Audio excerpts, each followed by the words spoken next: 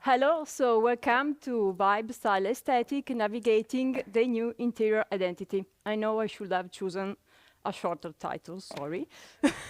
But basically, I wanted to bring you both of my words into this presentation because I'm an architect and interior designer, and I work with color and trends. And I work a lot on social media and with digital communication because I started everything back in 2013 with a blog called Italian Bark. Then I launched a digital platform as well. And so I wanted to bring you both of these things together to show you and to see together how social media are interconnecting with the way we design interiors. And because working as architect and designing spaces for people is a little bit about being a psychologist as well, a lot. And to start this presentation, I started with a question. So a question for you watching this webinar, also for my colleagues here.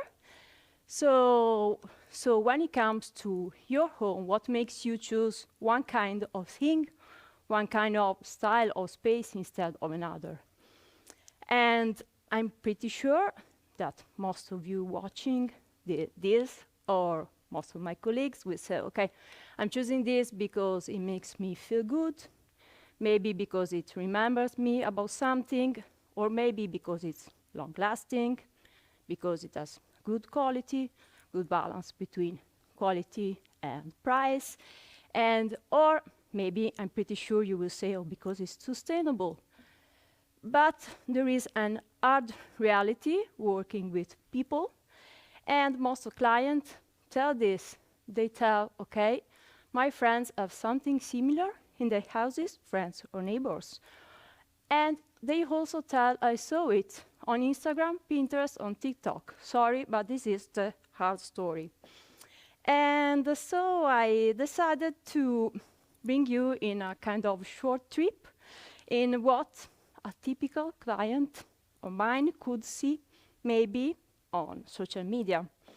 And I'm saying she is saying because most of my readers or clients, 70% are women.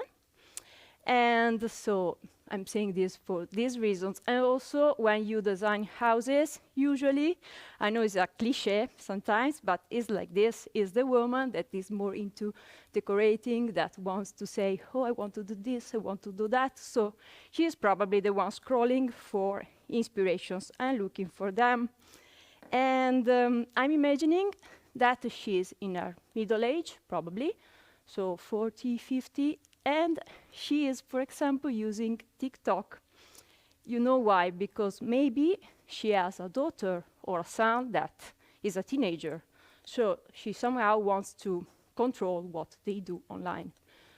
So she finds herself on TikTok looking for stuff. And so, okay, I started with the most popular hashtags that we can find in August of this month. 2025, so of course the core inspo, home inspo, these hashtags, and you can see something very general at the beginning, like modern house, this grayish house. And I'm pretty sure that she then will focus on something like luxury homes, so something that, why not, designing a house that has this feeling of being, a little bit of luxury into my house, and without even realizing, she may find herself into other stuff on the internet. Without even realizing, she will find herself in this side of the web that is called Rich Talk, where they shows all these lifestyles of rich people, of rich things. So the life I want, so I want this, I want that. And she may go into this aesthetic that is called old money. So it's an aesthetic that is super popular, that is celebrating, the celebration of luxury, of inherited wealthiness, so of really a luxury way of feeling things, but also I refined the kind of lifestyle and other things. I shared this because this had a beautiful Italian sound, so I was imagining like my client on the beach scrolling, saying, oh, I want this, I want this. And without even realizing, she will bump into manifesting. So act as if this is the life I want. Wow, oh, everything great. You cannot hear the music, but also this is very engaging for her. And going more and more into this, she can see things like trophy wife. Yes, this is also an aesthetic happening. So is about showing women, very, showing the rich girl side, so showing luxury and really showing off things a lot. And but maybe always staying in the concept, oh, I want a rich life. She may find something like this. So somebody in the countryside having this house beautiful with goats and everything, or romanticizing music, and whoa, wow, she will see tea and relaxing things, so she will click again. And why not then she will find this that is called trad wife, that is another aesthetic that is really strong on TikTok from 2 years now, that of course is really controversial, that is about, women staying at home and cooking and doing this because this is your job, so cook, do this thing, but everything is so beautiful because you look at it and you keep watching at it because it looks beautiful. And she will find into romanticizing, for example, so about romanticizing her life, and also other niche talks. I don't know, there are so many like book talks, like plant talks, or whatever kind of things. But the point is that she may never find herself into other things that are also on TikTok or on social media. Things like this, for example, that is the influencing, okay, or the influencing hashtag that is super popular as well, that is got billions of views, that is about, showing how the real things are not how you see them on social media, that you don't need to buy too many stuff, you don't need that much. But maybe this woman will never see this, and she may also never see things like under consumption core. That is another hashtag that shows how you can also design good houses even if you're not rich, even if you're not living a luxury life. So it's also bringing these things. And I shared other hashtags here that are also really popular on TikTok, like authenticity, like zero waste home, of course, like slow design, and also other things like conscious consumer or sustainable living.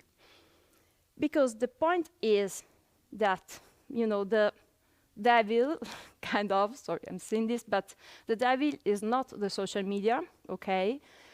And because there are also many good contents we can find around on TikTok or in the media in general. The problem is another one, and I shared this kind of video because I really think like of the client on social media, like this dog that is around the toilet paper, so stuff. And then there is somebody saying yes, go on with this because this is the right thing, this is what you should look for. And this is the algorithm. So that's actually the problem that is happening nowadays. And this thing is going to be stronger and stronger because there is another friend coming in the story that is already here, but is coming very strong, and it's called AI. So AI is something that really will reinforce this so much. Will reinforce all these things because AI is going to make things much more personalized, much more, we can measure everything. And, there will be suggestions even based on our moods, on our things. Everything can be measured in what you do in your house.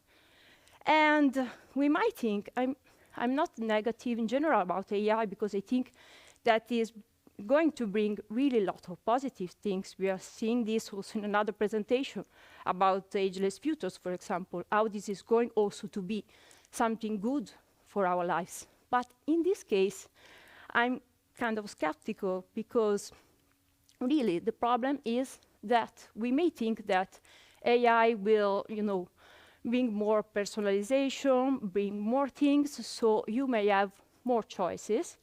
But the problem is that we already live in our bubbles. I'm not here to judge each other bubble, okay? So I'm not judging my client and what she might see. But the point is that instead of promoting diversity and new things, AI will overfit our bubble and make them stronger. And there are, of course, statistics and many things proving that the time spent on social media is going to reduce. Okay, so it's going to reduce because, of course, we at some point we will start to feel tired of all this content. We will start to feel tired and to take time off from this. But I think that this thing is getting slower, and also we have to imagine that the population is really different, okay? There are really different kind of people. And most of them still live in these bubbles made of social media. And the point is that there is something happening, and that I'm observing a lot in Italy, but also, I guess, also in other countries, is that many people are leaving their jobs. Okay, this started, of course, with the COVID, because because with the COVID, people realized that prefer to spend time at home and not in an office, and this and that. But I'm seeing this very strong. This is the first year when I saw, for example, friends of mine that were employed for 20 years in the same company, leaving. And you know what they saw? They saw people on social media telling them that you can do what you want, you can earn money, you can do whatever. So they started to convincing themselves that, yeah, I can work on social media, I can do this and do that, and they are leaving jobs. And what they are going to do? They are spending time on social media as well. So I think that this kind of, of bubble and system is kind of difficult to break. But again, I'm not here to judge this, and to go over with this, I want to step back into the title of the presentation, and because I want to find kind of inspiration of what also I showed you before. And what as an interior designer, or for you maybe that you, I imagine maybe you are a designer as well, or maybe you work for a company, you are designing furniture or whatever, these can be also good inspirations, the things that I showed you, because there is one common thing, and these are all vlogs. And we can say that vlogs are the new mood boards. So we used to do mood boards, so static inspirational boards with images. And vlogs instead are narrative-driven stories that brings emotions and show you also how people live or would like to live inside their houses. So what's interesting is to see is that more than Pinterest or magazines, these are becoming, real stages for people to show their houses or inspirations. We can talk about them as windows into aspirational living. So a person seeing this and said, okay, I would like to have this life. But again, as an interior designer, as somebody working with interior, I step back from judging, and I say that this could be also tools for inspiration and for designing spaces. What we can say, so passing from vlogs to interior design, we can notice some shifts happening, and that will happen in the next years. So for sure, lifestyle is a design strategy now, is about the vibes we want to have, is about the emotions that we want to have, the experience also that we want to have. And interiors are reflecting emotional goals, so how we want to feel inside a space. And also, all these blogs reflect an inner need that people have for routines. Because why? Because, okay, we live in this moment, blah, blah, blah, bad things happen, blah, blah. So people really need new things. They need their cup of coffee, they need all these routines that are repeating and showed in blogs show this. And they also prove that real life spaces are better than stage spaces, okay? And but in the future, we are passing, and also from now, we are also passing from aspirational spacing to more relatable spaces. This is happening, but this is taking time.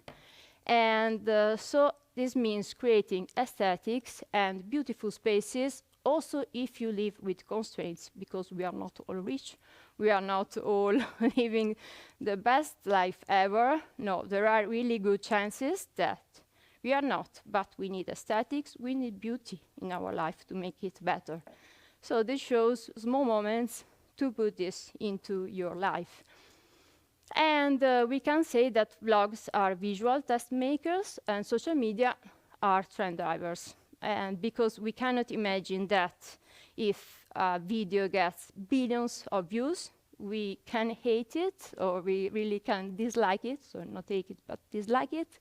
And we can imagine that this is bringing something to people, it is influencing people. And so, stepping back to the title of the presentation, that was Style, Aesthetic, and Vibes. So, talking to interior designer or people designing spaces or things for spaces, we used to have styles that are kind of evergreen frameworks. So we have the classic, the modern, minimalist, blah, blah, blah, Mediterranean, eclectic, coastal. Then we have another layer that is super important, and is called aesthetics.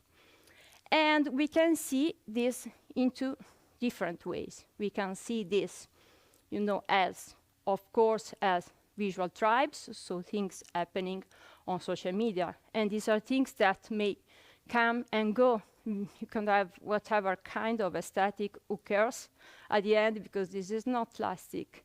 But what's important for us is that aesthetic is actually really important, something that was born back with the Greek. So, I mean, something that is lasting for a long time and is about how we experience beauty, how we can bring beauty inside a space.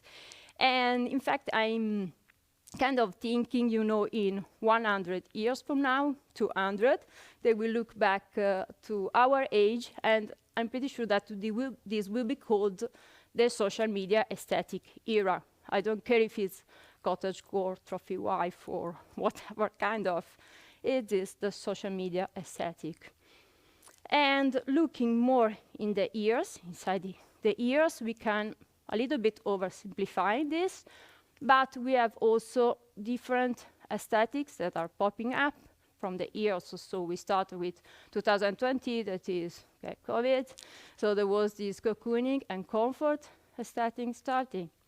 Then the 2 years after, we have the dopamine, the rebellion, so colors, bright things, because people started to get out of their homes and wanted to party, to do stuff. And so that's it. I'm oversimplifying things, of course. And I found an interesting description of these 2 years. And I found it in Vogue, so it's more about fashion. And also another presentation mentioned this, and it's called the Ozempic era. That is about, having this fake feeling of controlling things, of having things super beautiful, super under control, like somebody does with their body, with this. So what can be next? What can be next in the next 2 years? Go on. I call it vibes, okay, but it can be also other words, but it's about, bringing inside homes, lifestyles, feelings, human and sensorial design. At this point, I know there is another beautiful presentation about this, so I'm not stopping about the sensorial design, but I'm bringing you into something more related to interior design and into my area, because I wanted to bring you something from the place I live in. So let's see this about this shift on style to aesthetic and vibes into the Mediterranean style. Okay, you would think about Mediterranean style, I don't know, about maybe spaces that are white and blue, hopefully not. Maybe that are just white and tactile. I found this that to me was, it was kind of modern, the idea that people have of modern Mediterranean, for them is this house, always from TikTok.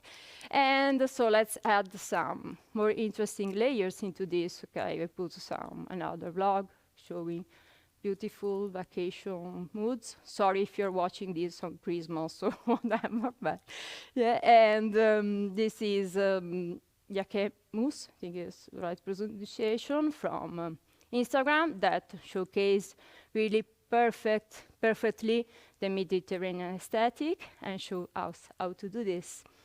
And so interior design is about living a vibe. And what's the best inspiration that we can have as interior designer, designing spaces and bringing vibes into spaces? I took something from the hotel world, because I really think that hotels are a key lifestyle, inspiration for anybody designing spaces, because they are like really small houses. Really, they compress lifestyles, ideal lifestyles, into a space, and also they are kind of reproducing things that then people experience and want to bring somehow in their own houses. And also they are good, test labs for trends. So for seeing if some materials, some colors are actually liked by people, and if they actually can work in the long term for residential design, because the trend life cycle for residential design is of course longer. It takes much more time for trends to become into residential houses. So I share some inspirations about hotels here to show you some good Mediterranean design. This is one recently opened hotel in Ibiza, and we can see this. This is what I think we have in mind about Mediterranean design. So it's about, warm spaces, tactile material, arches, these things together. But I think we are moving a little bit further from this. And I'm showing you another example. And this one that is bringing, bolder colors inside of this. So we are moving from this plain white, plain beige, into something more colorful. In this case, these are warm colors. And there are also some new materials, like some kind of cements. I'm speaking about this later on. And then this is the last example.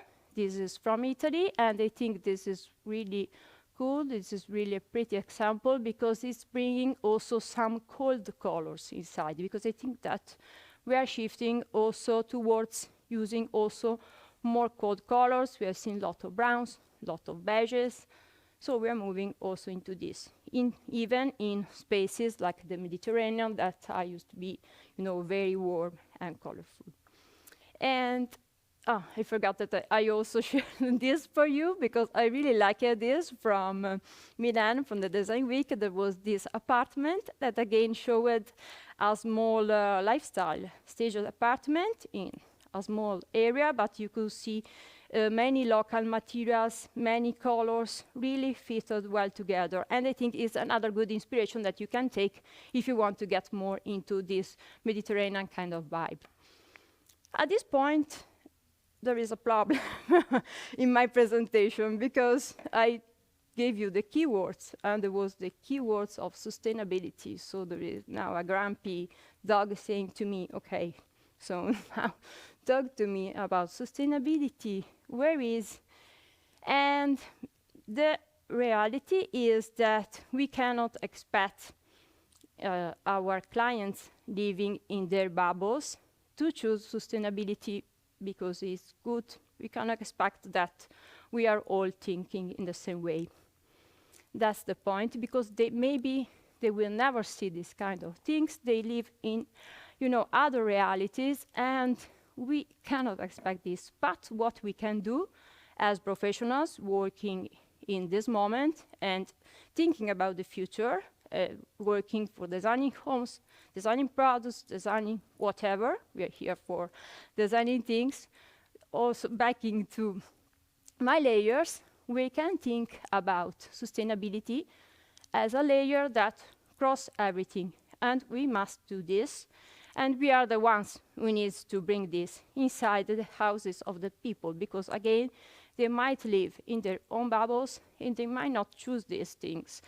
Even more if we have the chance, to work with clients that maybe are wealthy and then can afford options. Because the good thing about this moment we are living is that there are options for choosing sustainable things over others. There are. But of course, we need to know them.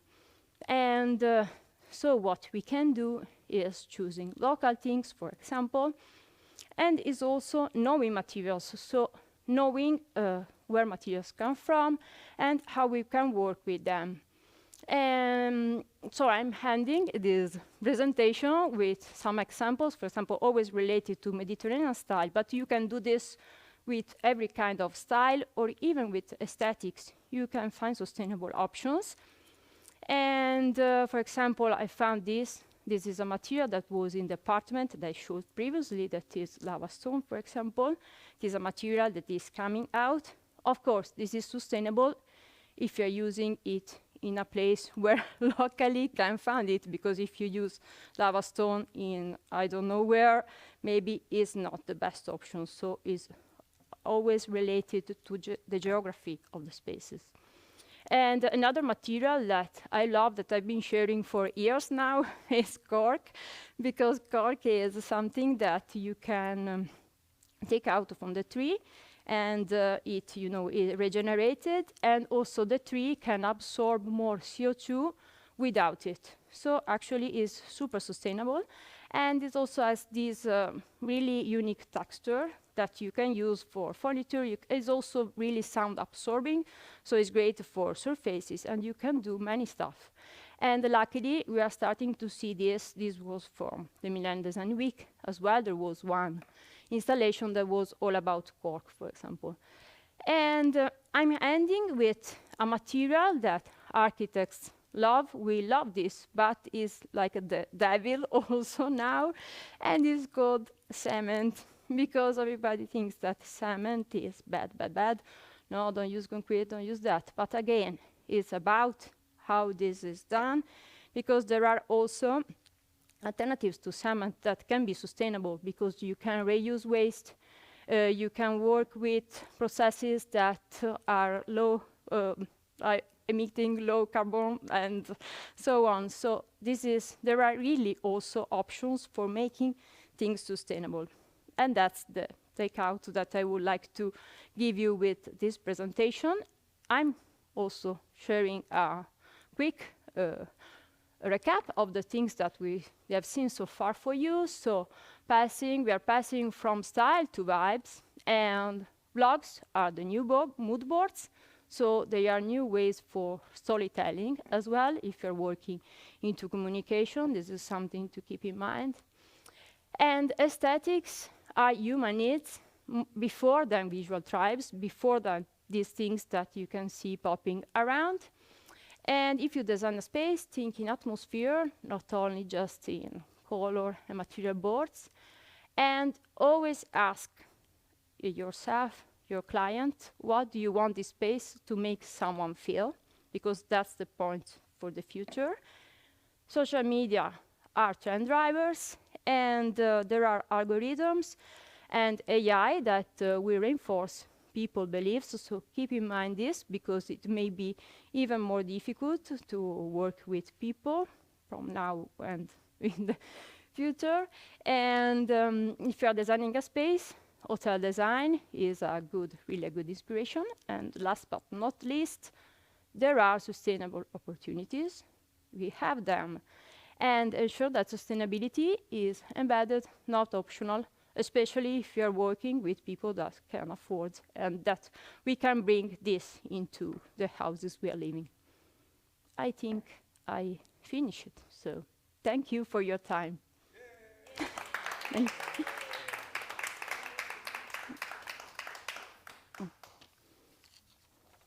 So, I don't know if you have some comments, questions, something.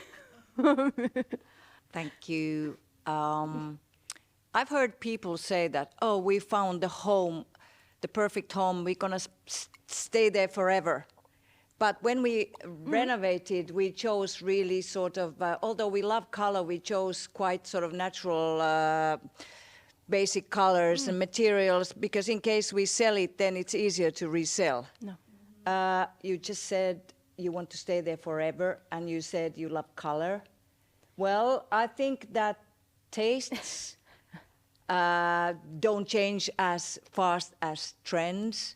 Yeah. So why would you not make your home your home? Exactly. Yeah, that's just exactly. Asking. Yeah, exactly. The problem is, I think, what I showed at the beginning, that they are seeing things and they are really influenced by things, because we imagine like that we can filter what we see. Many people can, but many other cannot. So they are like, you know.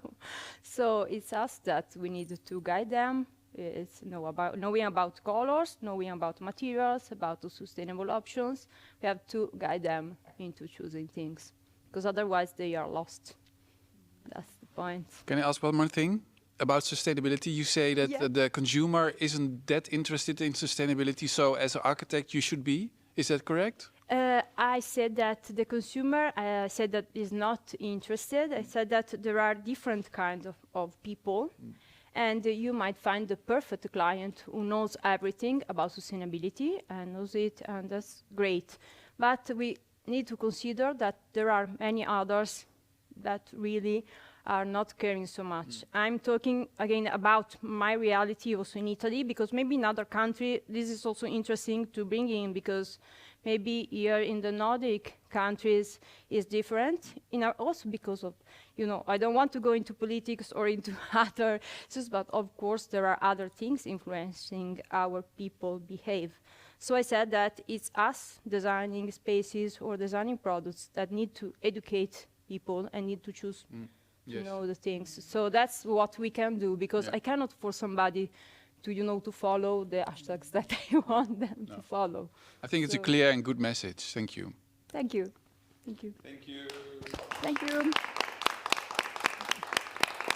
Next speaker.